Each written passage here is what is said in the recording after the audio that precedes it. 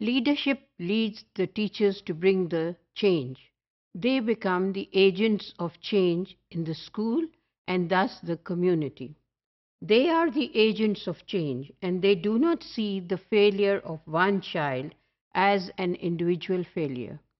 Rather, they look at the failure as a whole.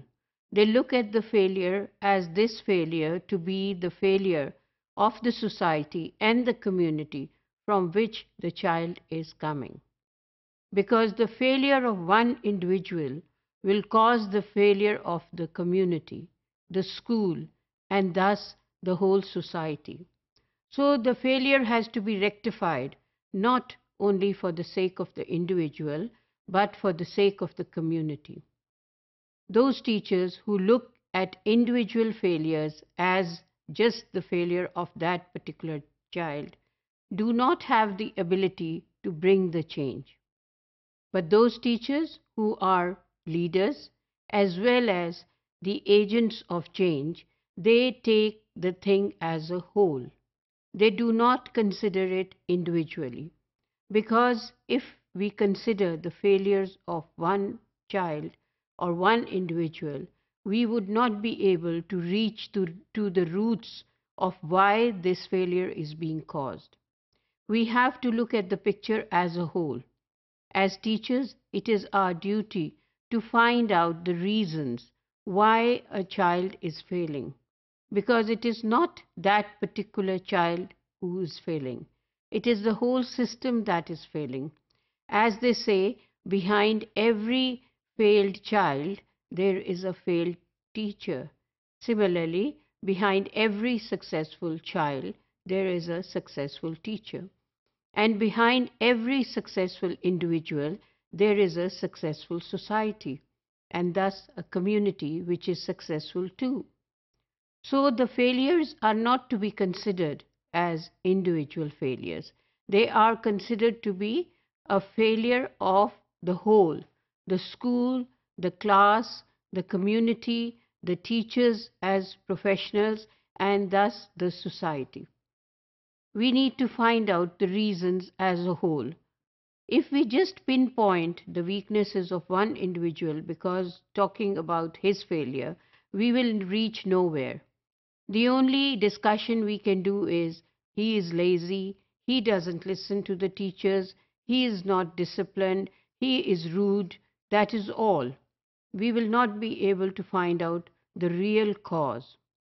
If we are not being individualistic and we are looking at the whole picture, only then we will be able to find out what are the reasons behind the failure of the child.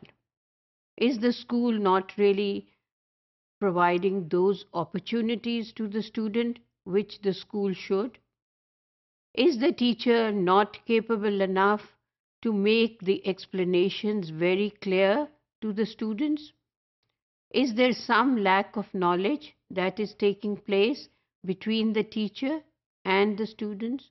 Is there a gap between the interaction of the teacher and the students?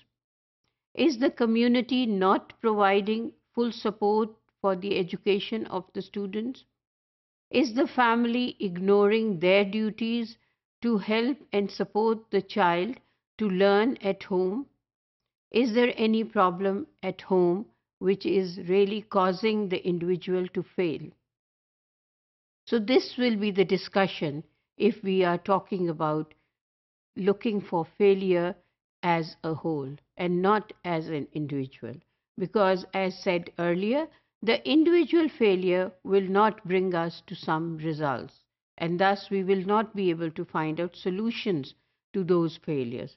However, if we are looking at failures as a whole and finding out the reasons, we would be able to solve the problems which the student is facing. Also, we must keep in mind that the successful student is the agent to bring the change as well.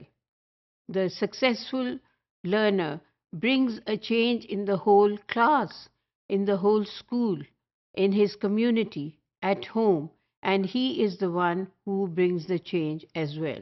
So the activity which has been done by the teacher as an agent of change in the school and the community is then transferred to the individual who is successful and brings this change.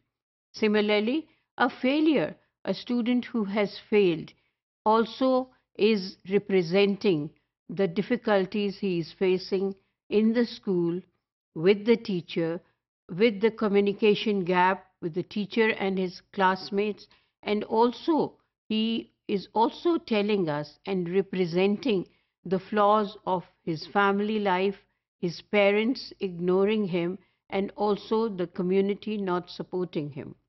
So, in order to make some improvement in that, we have to find out all these reasons which are being represented by the failure student.